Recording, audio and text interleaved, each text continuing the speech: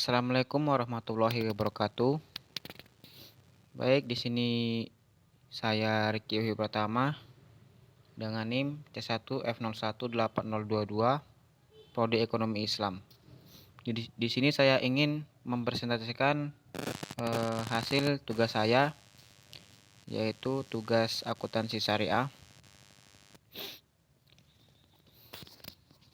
Langsung saja kita masuk ke pembahasan yang pertama.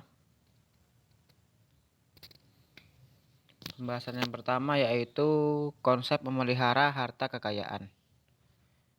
Memelihara harta bertujuan agar yang dimiliki oleh manusia diperoleh dan digunakan sesuai dengan syariah, sehingga harta yang dimiliki halal dan sesuai dengan keinginan pemilik mutlak dari harta kekayaan tersebut, yaitu Allah Subhanahu wa Ta'ala.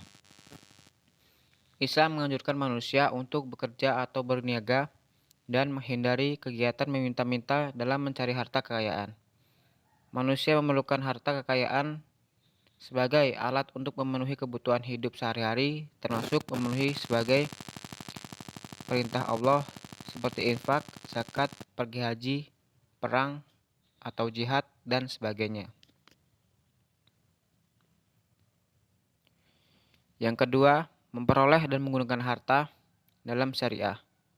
Mengatur setiap aspek kehidupan ekonomi penuh dengan pertimbangan moral, sebagaimana firman Allah sebagai berikut.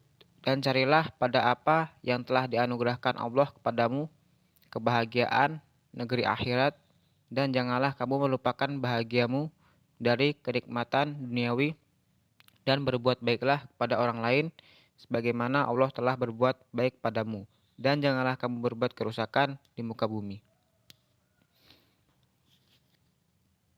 Untuk memanfaatkan harta dalam Islam dipandang sebagai kebaikan. Kegiatan ini dilakukan untuk memenuhi kebutuhan baik jasmani maupun rohani, sehingga mampu memaksimalkan fungsi kemanusiaannya sebagai hamba Allah Subhanahu wa Ta'ala untuk mendapatkan kebahagiaan dunia dan akhirat, atau biasa disebut dengan falah. Selanjutnya, akad dari segi ada atau tidak adanya kompensasi, fikih muamalat sebagai akad menjadi dua, yaitu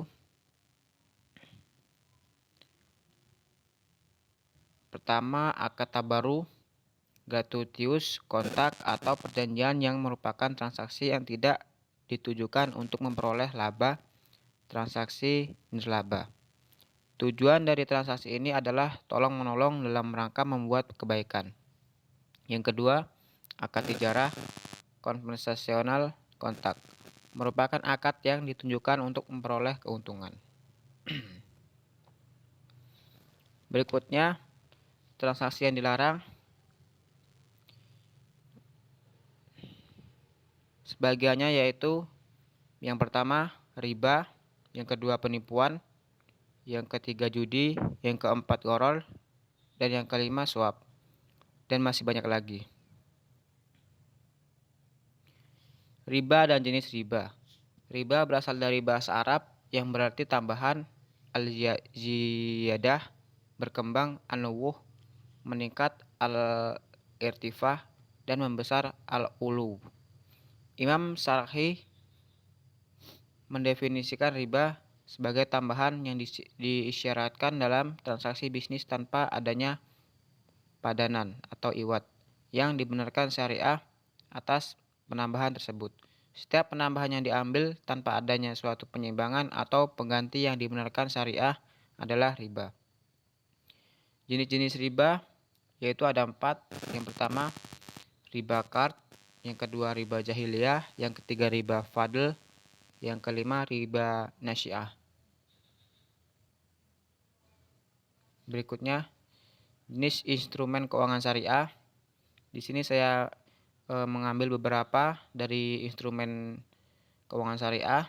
Yang pertama yaitu mudharabah, yang ketiga musyarakah, yang keempat murabahah, yang kelima ijarah, yang keenam wadiah, yang ketujuh wakalah, dan masih ada lagi sebagainya. Baik, mungkin itu yang dapat saya sampaikan. Lebih kurangnya Mohon dimaafkan. Saya akhiri. Wabillahi taufiq wal hidayah. Wassalamualaikum warahmatullahi wabarakatuh.